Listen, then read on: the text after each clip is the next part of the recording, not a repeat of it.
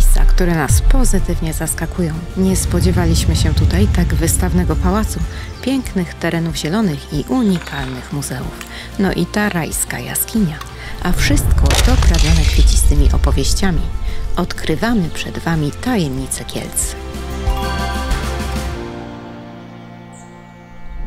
Cześć, tu Ania z bloga Polskie Szlaki. Zapraszamy Was do miasta, które na pewno Was zaskoczy, bo już w samym sercu mamy taki piękny, zielony rezerwat, który na dodatek może pochwalić się naprawdę fajnymi geologicznymi smaczkami.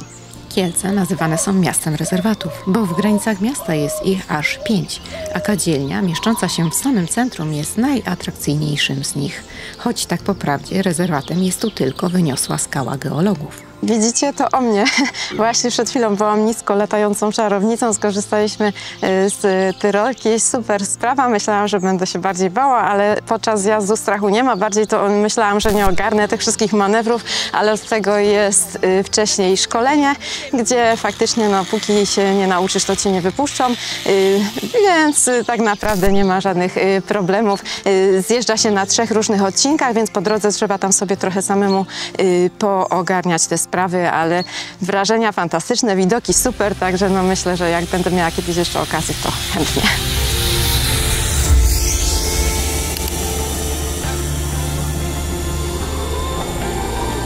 A jeśli i Wam się spodoba, to jest dobra informacja, bo drugi zjazd jest już znacznie tańszy, a trzeci i kolejne są już całkowicie darmowe. Zjechalibyście?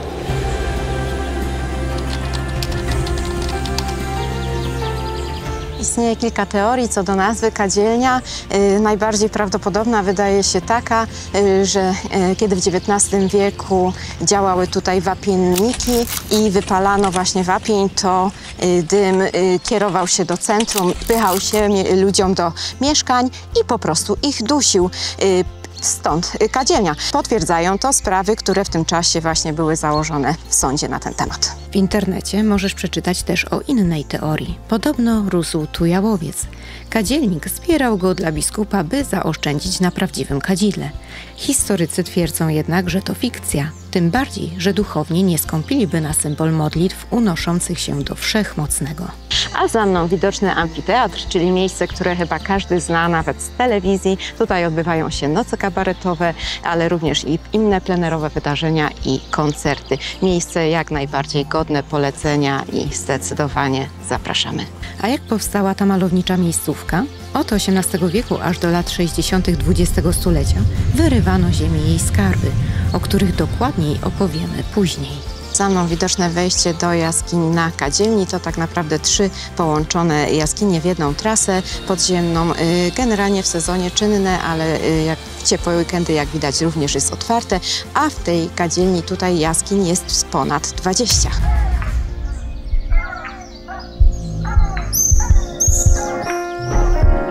Przeszliśmy ulicami tego uroczego miasta z naszym kolegą po fachu, Jakubem Juszyńskim, prowadzącym bloga tymrazem.pl, który regularnie porywa chętnych w fascynującą podróż poprzez dzieje Kielc.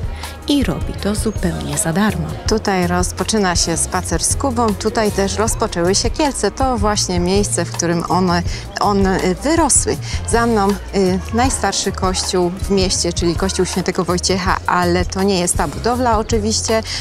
Pierwszy kościół stanął już w XI wieku, a na rogu muru widnieje tabliczka właśnie, że tutaj stały pierwsze domy. Jest nawet wyznaczony piaskowcem obrys średniowiecznych domów, które tutaj archeologicznie odkryto. Prawdziwy rozkwit miasta wiąże się z katolickimi hierarchami krakowskimi i z tym pięknym pałacem wzniesionym za sprawą biskupa i hetmana wielkiego koronnego Jakuba Zadzika. Dziś to najlepiej zachowana wczesnobarokowa rezydencja w Polsce. Nie tylko z zewnątrz zachwyca. Mury kryją muzeum opowiadające o historii i sztuce, a wszystko w cudnej scenerii niecodziennych pomieszczeń. Pałac w Kielcach nie był główną rezydencją biskupów, dlatego na co dzień nie był tak wystrojony. Tak naprawdę przed wizytą wielmożnego gościa przybywała tu ekipa, która przywoziła cały dobytek, wystroiła pałac, który później już czekał na wielmożnego gościa. Do dzisiaj niestety nie zachowało się oryginalne wyposażenie, ale wszystkie meble i elementy wystroju pochodzą z epoki, co jest bardzo znamienne i ważne, a dodatkowo zwróćcie uwagę, jakie są tutaj cudowne stropy i to nie tylko drewniane, ale bardzo oryginalne stropy ramowe, które podobno poza tym pałacem w Polsce można już znaleźć tylko w gdańskim ratuszu. Stropy te za pomocą ram właśnie są podzielone na 5 części, które są wypełnione malowidłami przedstawiającymi sceny historyczne, na przykład zmagania ze Szwedami. Są przepiękne, przyozdobione biskupimi herbami, których tutaj jest od groma, na każdym suficie i w każdym oknie, jakby kto miał zapomnieć, kto jest w budowniczym pałacu. Wystawne sale, senatorska, rycerska czy portretowa, przywodzą na myśl najpiękniejsze rezydencje naszego kraju, ale i Europy. W pałacu tym w 1819 roku Stanisław Staszic założył pierwszą w Polsce szkołę techniczną. Co dziwne, uchodzimy przecież za łebskie umysły w Europie, a ona nie bardzo się przyjęła. Po 3 latach było tu zaledwie 8 uczniów, mimo że była szkoła bezpłatna, a nawet mieszkania dla uczniów spoza Kielc również były darmowe.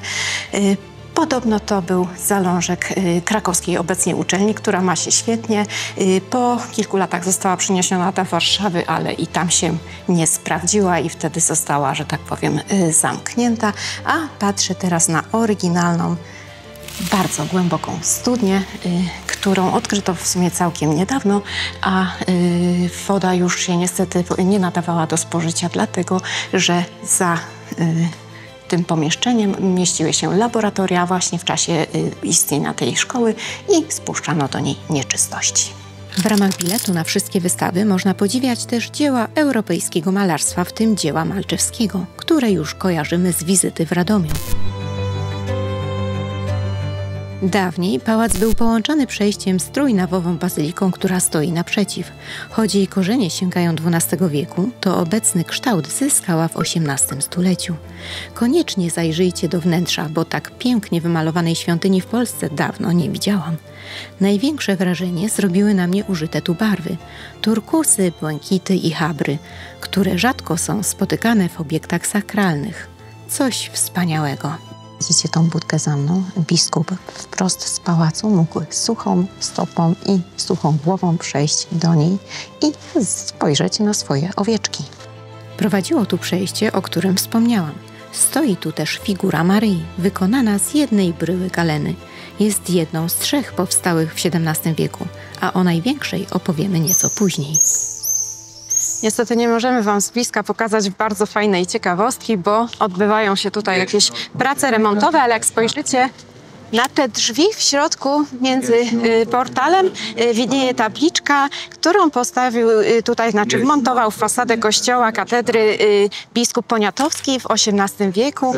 Przekazał w niej w języku polskim podstawowe prawdy wiary, ale również na przykład podstawowe jednostki miar, a także alfabet, który o dziwo poza naszymi literami, które dzisiaj znamy, mają dodatkowe, czyli na przykład A, B, M z haczykiem, czyli tak zwane zmiękczenie, czyli na przykład M to było mi, czy N to ni. Taka ciekawostka. Kielecki rynek nie ma regularnego kształtu, otoczony jest schludnymi kamieniczkami, z których niektóre są przyozdobione podcieniami. Jedna pierzeja została zajęta przez ratusz. Niestety w XIX wieku pożar strawił wcześniejszy, który stał po środku placu, a obok niego pręgierz oraz rekonstrukcja ślicznego kiosku, jaki stał tu na początku XX wieku. Nie był wówczas jedyny w mieście. Za mną dom architekta Kowalskiego, bardzo znamiennego dla Kielc, bo zaprojektował bardzo wiele domów tutaj w tym mieście i wszystkie one są oznaczone taką specjalną tabliczką z czerwonym paskiem, dlatego bardzo łatwo je rozpoznać, a na tej ulicy co drugi dom praktycznie to jest jego projekt. W ramach przerwy wstąpmy na pyszny fast food. Jesteśmy w zapieckankach, czyli to, co w Polsce powinno być w dużej ilości, w każdym mieście. Nasze dobro narodowe, jak zapiekanki cieszyńskie, a tu jest ich aż 14 smaków. Smaczne, tanie, szybkie i dobre. A do tego bardzo pyszna bułka, chrupiąca i miękka zarazem. Jak to robią? Polecamy. Choć spacer z Kubą nie objął tego miejsca, ale jest on tak kultowy, że musiał się u nas pojawić. W 1984 roku w Kielcach wylądował spodek. To oczywiście dworzec autobusowy, symbol tego miasta. Jeden z najnowocześniejszych, jaki wówczas powstały. Jako pierwszy miał elektroniczne rozkłady jazdy, a dzisiaj jest pięknie zmodernizowany. Co ciekawe, autobusy poruszają się po obwodzie, a ludzie z podziemi dochodzą na poszczególne miejsca odjazdu. Ale taka ciekawostka, u nas w Katowicach spodek wylądował o 13 lat wcześniej. Ruch okrężny autobusów nawet opatentowano, ale niestety nie przyjął się w innych miastach i z tego co wiemy, Kielce pozostają jedyne z takim rozwiązaniem. Za to powszechnie przyjęły się zabawki. W Kielcach takowe tworzono, które rozlały się później po kraju. Możesz tu zabrać dzieci do najstarszego w Polsce Muzeum Zabawek, by poznały przodków swoich pluszowych misiów i interaktywnych gadżetów. Od razu na wstępie muzeum wita nas najstarszym eksponatem, czyli najstarszą zabawką. To laleczka z wosku pszczelego, pochodzi z XVIII wieku. Podobno ma szklane oczy, chociaż jest tak niewielka, że w sumie tego nie widzimy do końca. Służyła pierwotnie do celów religijnych, chyba dlatego właśnie ma złożone ręce, by przypominała o modlitwie, a później już jako ozdoba. No, zabawka, trudno sobie wyobrazić wielce zabawę tą laleczką, no ale dawniej dzieci miały trochę trudniej. Oczywiście w takim miejscu nie może zabraknąć bohaterów naszych wieczorynek. Dziś nasze dzieci nie umieją sobie wyobrazić, że kiedyś bajki leciały tylko przez 10 minut wieczorem. My pamiętamy to dobrze, jak i zabawę żołnierzykami czy drewnianymi klockami. Po 2 godzinkach jesteśmy w miejscu, gdzie zwyczajowo kończy się Twój spacer miejski przy pomniku dzika. Powiedz mi, przede wszystkim gratulujemy, świetna sprawa. Jaka jest Twoja motywacja, żeby to robić? Jakiś czas temu zauważyłem, że Kielczanie nie znają swojego miasta, że na pytanie, co jest fajnego w Kielcach, oni mówili, że jest blisko do Krakowa czy blisko do Warszawy, co jest też słuszne, bo mamy rzeczywiście blisko, natomiast nie znamy do końca miasta. Nie będziemy oczywiście nigdy Wrocławiem, Warszawą czy Krakowem, ale myślę, że na weekend czy na dłuższy weekend Kielce mają naprawdę dużo do pokazania i to mnie jakoś skłoniło do tego, żeby ludzi troszkę ruszyć. Ale spacer teoretycznie nie jest takim miejscem, gdzie się tylko oprowadzamy, bo dużo ludzi, jak zauważyliście, to są znajomi, oni korzystają z tego, że jest ładna pogoda, że rozmawiają ze sobą, że spotykają się po latach, więc to jest też taka, nazwijmy to, kulturowo-towarzyska atrakcja, a nie tylko suche zwiedzanie. Też staram się zawsze pokazać Kielce od takiej strony ciekawej, czyli nie od sztywnych dat, które też czasem się oczywiście zdarzą, ale od czegoś, co ludzi jest w stanie zainteresować i zostanie im chociaż troszkę w głowie i zmotywuje do tego, żeby jeszcze sami coś poodkrywali. Tak, zdecydowanie i nas Kielce bardzo mocno zaskoczyły, bardzo pozytywnie, także jak najbardziej fajnie, że masz taką inicjatywę, bo jak wiadomo, najciemniej zawsze pod latarnią, więc warto właśnie i mieszkańcom pokazać to miasto, a może kilka słów właśnie o tym pomniku. Dzik Kiełek, tak ma na imię, no stoi tu już od, myślę, kilku dobrych lat. Dzik Kiełek związany jest z początkami naszego miasta, właściwie nie sam dzik, a legenda o nim, która mówi o tym, o księciu, który na polowaniu spadł z konia, święty Wojciech mu się ukazał, stworzył rzekę, rzeka trysnęła spod jego laski i dzięki temu książę odzyskał siły, gdy obudził się po tym upadku, zobaczył kły dzika, które kiedyś były zwane Kiełcami i dzięki temu doszedł do wniosku, że stworzy tutaj miasto na pamiątkę tego jego cudownego ocalenia. No i Kielce jako kły dzika, które też mu się z tym kojarzyły, przeszły do nazwy miasta jako Kielce. No, legenda swoje, wiadomo, jak było naprawdę się nie dowiemy, dopóki podróży w czasie nie wynajdziemy, aczkolwiek Dzik Kiełek dzielnie tutaj stoi, często też pojawia się w innych miejscach, jest maskotką naszej drużyny w piłkę ręczną i w innych elementach też można go spotkać. No i wspaniale, dziękujemy za tą piękną opowieść, a przede wszystkim chcemy podziękować za zaproszenie, za to, że możemy podziwiać z Tobą te Kielce, jest nam niezmiernie miło i uważamy, że to naprawdę świetna inicjatywa. Gratulujemy Ci i szacunek. Dzięki i czekam na kolejne wizyty. Super.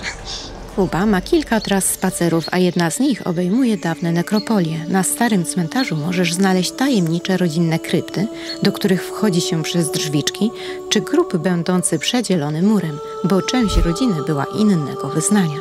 Terminy spacerów znajdziecie na jego Facebooku, tym razem.pl. Zostaw też dla niego łapkę w górę. My tymczasem zmykamy odpocząć w hotelu Grand. Mieści się on niemal naprzeciw Spodkowego Dworca. Do dyspozycji mieliśmy fenomenalny apartament dla nowożeńców. Nieco spóźnione, ale niezwykle miłe przeżycie. No i śniadanko było genialne, z przeróżnymi pysznościami, a wśród nich jajko z majonezem. Oczywiście kieleckim. U nas w domu gości od dawna. To też twój ulubiony? Nad miastem góruje klasztor, malowniczy niczym Święty Krzyż. Powstał na Karczówce, największym i najwyżej położonym z kieleckich rezerwatów. Niezwykle tu malowniczo i widokowo. Mówi się o nim miejsce mocy i faktycznie radiesteci lokalizują tu dobrą energię. W XVII wieku stanął tu kościół w podzięce za ocalenie miasta z zarazy. Wkrótce potem przybyli tu Bernardyni, choć obecnie tym miejscem opiekują się Palotyni. Ale i tak najważniejsza jest tu niemal 2-tonowa Baśka. Myślę, że święta Barbara, patronka górników, się nie obrazi. Podobnie jak ta w katedrze, i ta została wykuta z jednej bryły galeny. A czymże jest galena? To ruda ołowiu, która może zawierać również srebro. I tak przechodzimy do geologicznego bogactwa tego regionu, które przybliża niezwykle ciekawe centrum geoedukacji. W tym miejscu każdy laik, nawet dziecko, zrozumie realia tworzenia tej krainy, która tak naprawdę powstała w Dewonie, czyli w Paleozoiku, wśród takiej przepięknej, kolorowej rafy koralowej w ciepłym morzu, gdzie wtedy rządziły na świecie takie trylobity. To jest oczywiście znacznie powiększony model. Były mniejsze, spotykamy ich skamieniałości, spotykamy skamieniałości belemnitów, amonitów, a rządziły i zjadały wszystko, co napotkały wielkie ryby pancerne, które w tej krainie osiągały około 6 metrów, ale tak naprawdę sięgały nawet 18 metrów długości. Życie kwitło wtedy w wodzie, przyjmując najróżniejsze formy. Co ciekawe, skamieniałe pozostałości tych zwierząt można dzisiaj obserwować, podziwiając wapienie, które tutaj były wydobywane. Spotkasz je w kościele, pałacu, nawet podczas spacerów kadzielni można znaleźć ich pozostałości w skałach. Centrum robi ogromne wrażenie, ale najlepsze jest to, że jest całkowicie darmowe, dlatego tym bardziej zachęcamy. Zresztą powstało na terenie kolejnego z rezerwatów, Wietrzni, w dawnym kamieniołomie. Podobnie jak rezerwat Ślichowice, chyba robiącym największe wrażenie. To dziura w ziemi, dookoła której można się przejść ścieżką spacerową, by podziwiać wodne serce wypełniające jego dno. Na pionowej ścianie zaś geolodzy widzą swój raj, bo z niej potrafią wyczytać, co działo się w kolejnych okresach życia naszej planety, od czasów najdawniejszych. A jak już o niebiańskich tematach mowa, witamy w raju. To najpiękniejsza jaskinia w Polsce, oczywiście porównywalna z jaskinią Niedźwiedzią w Kletnie, którą również znamy. Ja uwielbiam te podziemne scenerie z kalcytowymi cudami. Jaskinia powstała w skałach liczących 380 milionów lat. Co ciekawe, odnaleziono tutaj ślady człowieka neandertalskiego, który mieszkał tutaj około 40 000 i 60 000 lat temu. Nie znaleziono szczątków samego człowieka, ale wiele narzędzi, którymi się posługiwał, a także wiele szczątków zwierzęcych. Co ciekawe, nowe badania chcą udowodnić, że mieszkał tu również Homo sapiens. Pod ziemią czeka cię blisko 200-metrowy spacer wśród pięknych nacieków. Zachowały się one dlatego, że samą jaskinię odkryto stosunkowo niedawno, bo w latach 60. XX wieku i dość szybko podjęto decyzję o jej zabezpieczeniu w celu udostępnienia turystom. Różnych form zachowało się tu ponad 45 000, z tymi słynnymi jak stalaktyty czy kolumny, ale również unikalnymi naciekami, harfą, polami ryżowymi czy heliktytami. A wracając do neandertalczyków i homo sapiens, w jaskini odnaleziono stosy poroży reniferów. Kiedyś myślano, że to człowiek neandertalski był za to odpowiedzialny, ale współczesne badania temu przeczą, bo odnaleziono je w innej warstwie namuliska. Badana jest więc hipoteza, czy zapory z poroży nie są dziełem homo sapiens, którzy mogli używać ich do palenia ognisk w okresie załamania klimatu. U nas szczęśliwie zima już odpuściła, więc korzystając z ciepełka, wybraliśmy się jeszcze do uroczego skansenu. Ale zanim drewniane chaty, to coś dla ciała. Jesteśmy w karczmie pod Tokarnią, Wilaneska się nazywa i kosztujemy miejscowego smaku, czyli zalewajki świętokrzyskiej. To taka zupa trochę jak u nas żurek, zazwyczaj robiona na zakwasie, w której pływają oczywiście i ziemniaczki, i trochę kiełbasy. Nie jest to jakaś może super zupka, tylko taka właśnie wersja domowa. Jak najbardziej lubimy poznawać takie smaki, chociaż nie jest akurat nam to specjalnie obce. Mówi się, że to zupa z centralnej Polski, ale w Świętokrzyskim każdy powie, że to właśnie ich lokalne jedzenie. Na drugie wjechały pierogi schabowe i żeberka. Były super pyszne. Po takim obiedzie można spacerować do Woli. Muzeum Wsi Kieleckiej w Tokarni, miejsce nam znane, ale bardzo lubiane. Wiecie, że skanseny uwielbiam. Za mną kościółek, który jest o tyle fajny, oczywiście oprócz tego, że ślicznie wymalowany w niebieskich barwach, to można tutaj sobie zamówić ślub. Bardzo fajna sceneria, myślę, że to fantastyczny pomysł, tym bardziej, że w skansenie można też nocować. Jedynie później możecie się zdziwić wieczorem, no bo światła to za dużo tu nie ma, no ale dawniej też prądu nie było. Skansen zwiedzaliśmy 2 lata temu, więc na koniec odeślemy do naszego wcześniejszego filmu o Chęcinach, które nie tylko wspaniałym zamkiem stoją. Pozdrawiamy.